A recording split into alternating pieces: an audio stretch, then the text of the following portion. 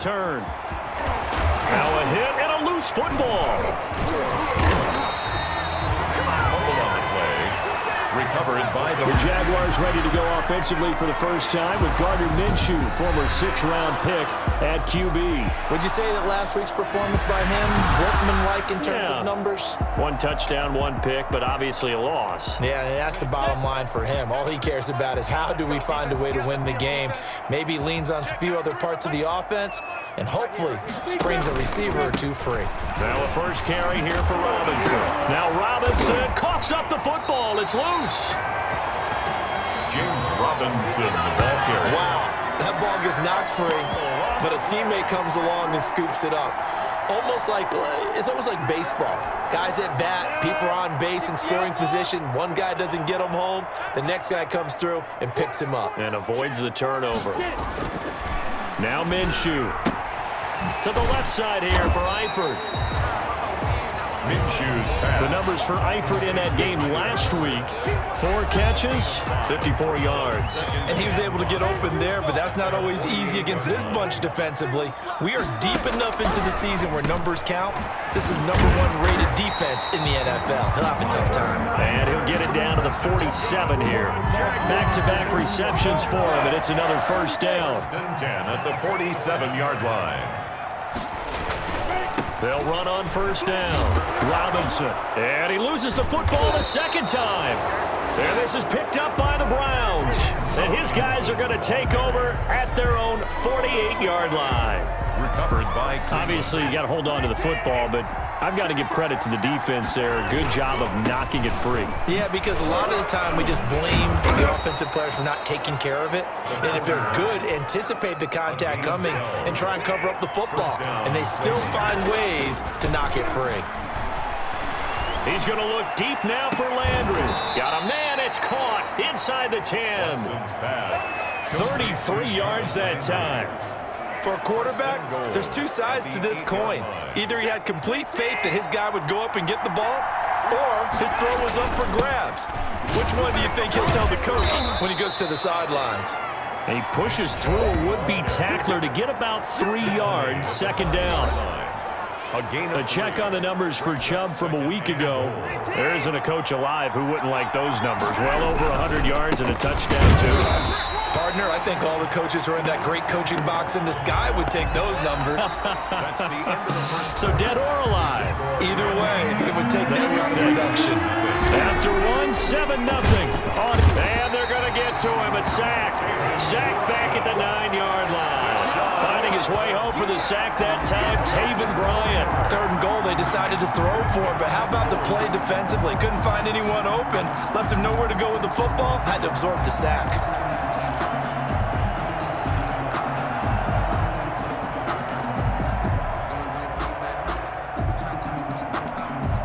The offense stays out there.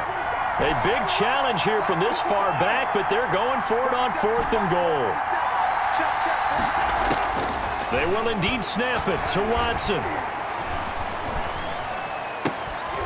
And he's going to look that one in one-handed. What a catch for the touchdown. Touchdown, Cleveland. A lot of people might call this backyard football. Sometimes just understanding who you've got out wide and who you're going to throw it to. Give him an opportunity to go up and make a play, even when contested. Looks like that one worked out pretty well. The trust factor in effect.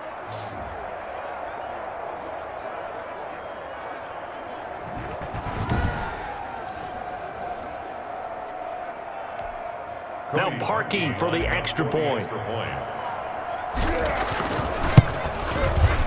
And it's good to make it 14-0. So the drive there took 6 plays. And it's capped off by the Browns' touchdown. Jaguars nothing. Out is the kickoff unit as they run up and send this one away. Cole now on the return. And a good return as he'll be stopped just shy of the 30-yard line. 1st and 10 at their own 29-yard line. Jaguars come to the line to start their next drive. And they had the fumble last time that led to a touchdown. That's a no-no. We'll see what they do here this go-around. A big no-no. Put that in capital letters. Turning it over, the other team takes it down and scores. That can be a deflator for a football team. Now it's up to the offense to get back out on the field and pick things up. Now they're out there. We'll see if they can pick those things back up. Now this one to his tight end out on the right side. And he's out of bounds, able to take this one up to the 35. It's a game. Brandon, they didn't get everything they wanted out of that play, but the tight end did. And I don't mean it in a positive way. Great job of him holding on after absorbing that big hit. That one complete. He finds Shark. Minshew and Shark on the hookup there. First down, Jacksonville. 1st and 10 at the 47-yard line. From the gun, Minshew to throw. And he locates LaVisca Chenault, the rookie from Colorado. Nothing fancy on first down, but a very consistent type of a play. Hit that slant. A lot of people call it an extension of the running game, and it can be if that pass is completed, because you hit a guy on the run like that, you often can go for big yardage. Sets him up nicely for second down, staying ahead of schedule. A gain of just a yard, but it's a first down. Jaguars. 1st and 10 at the 43-yard line. They'll run here with Robinson. And some good tackling there as he stopped up at about the 41. The ball carrier. Sheldon Richardson there to make the play. The last run got a couple. Here's 2nd and 8. Here's Minshew. Short pass, Eifert on the receiving end. And they're going to have another first down as he's going to be tackled at the Browns' 28. They pick up 12 on the play there, and they move the chains. 2 minutes to play, first half. It's 14-0. A reminder, once we hit halftime, as we do all season, we'll send it down to Jonathan Coachman in Orlando. He'll have all the stats and scores from games in progress around the NFL. The best multitasker in the business, the coach. Minshew with a throw, caught by Eifert, the tight end. That catch good for only a couple. One thing you're hoping for when you run drag routes, you're able to hit a receiver in stride, and he can pick up a lot of yardage after the catch. But in this situation, the defense was effective, able to stop him before he get a good head of steam going. Throwing middle, but it's incomplete. And he was looking for James Robinson out of the backfield. But now it'll be 3rd down. You can tell they wanted to get that ball downfield, but they had nothing working in the secondary, so he dropped it off to the running back. That one ended up incomplete. Minshew throwing on 3rd down. And he will not be able to hang on through the contact. It's incomplete. The coverage strong, and now it's 4th down. This team is not going to make it easy for you. They're a physical group, and we just saw it there on that play. They came in, made the contact, just as he's trying to haul it in. Makes the score Browns 14. So the field goal there caps what winds up to be an 11-play drive. Well, partner, that's a lot of offense to run there to only get 3 points. So I just wonder, are they going to recycle those plays because they were successful in getting 3? Or do you go to another section of the playbook trying to find ones that get you into the end zone and get you 6? 1st and 10 at their own 23-yard line. Now Nick Chubb of the Browns gets...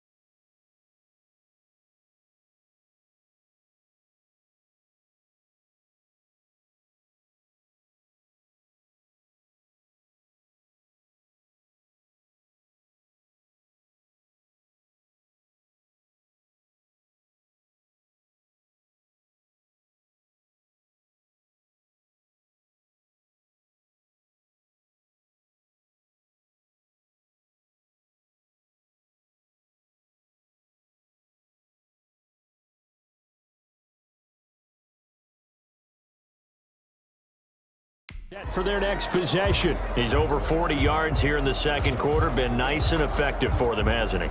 He has definitely been dependable, and really shouldn't underestimate what he's getting done here, because anytime you're on a pace that's going to approach 100 yards, you've really done some damage in an NFL game. And now he's looking just to add to his totals. They start on the ground with Nick Chubb. Oh, he's got some breathing room. pushes by another. And he finally is out of bounds, but he's down inside the 20-yard line.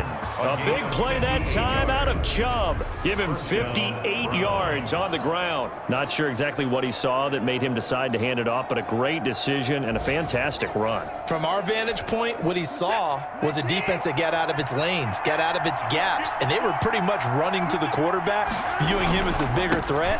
And look at that wide open space. And he rumbled for big-time yardage. And he'll get this down only to the 18.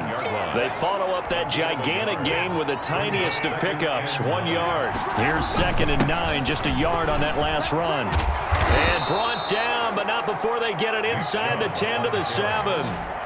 It's a good gain of 11. Sets them up 1st and goal. And now they're in the hurry-up.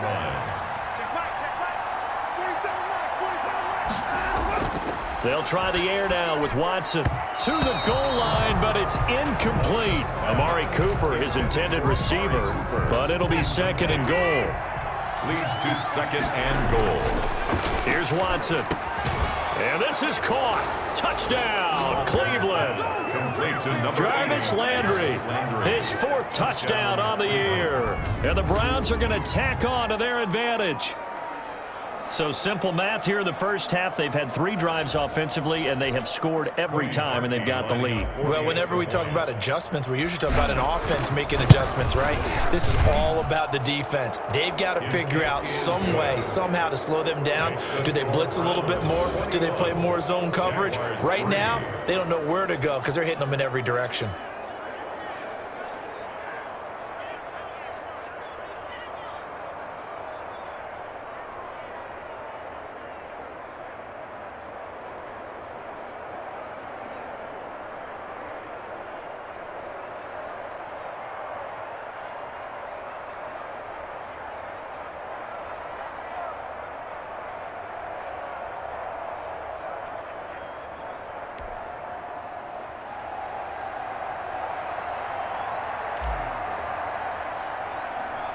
Set now to kick this one away, and off it goes. Not much leg here. Now a hit and a loose football. The lane opens here. He's past the 30. Fumble on the play. Recovered by the kicking team. Oftentimes when we talk about piling on in any subject, it's a negative. In this case, for this team, it's a real positive. Just scored. Now they go down, knock the ball free, get it back. They got a chance to really increase their lead and put themselves in the driver's seat. On the other side, a little insult added to the injury. They're in a bad spot. Jarvis Landry, Pro Bowl wideout, the intended receiver. And now it's 2nd down. It's now 2nd and 10. They'll try again from the 36 on 2nd and 10. Throwing again is Watson. He's going to look end zone here for Cooper. And this is caught on the sideline. But no, they'll say out of bounds. He caught it but was not in bounds. Incomplete. It's 3rd down. So back-to-back incompletions, and that has him staring at a 3rd and 10. A shotgun snap for Watson. He's going to let this go. Back of the end zone. And that's going to be caught for a Browns touchdown. Amari Cooper in the final seconds of the first half. And the Browns add on to their lead.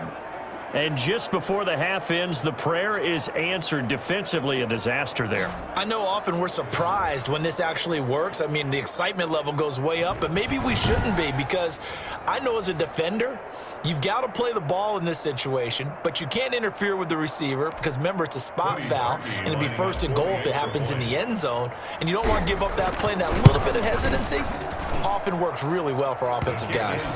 And he'll bang that one through. Scoring summary, 3-play drive, and it ends with a touchdown for Cleveland. 4 seconds, all that remain here this first half as the kick gets away. Cole now on the return. And it's a pretty good return here as he'll get this up to the 29. 1st and 10. At their own 29-yard. The white flag coming out as they line up to kneel on it.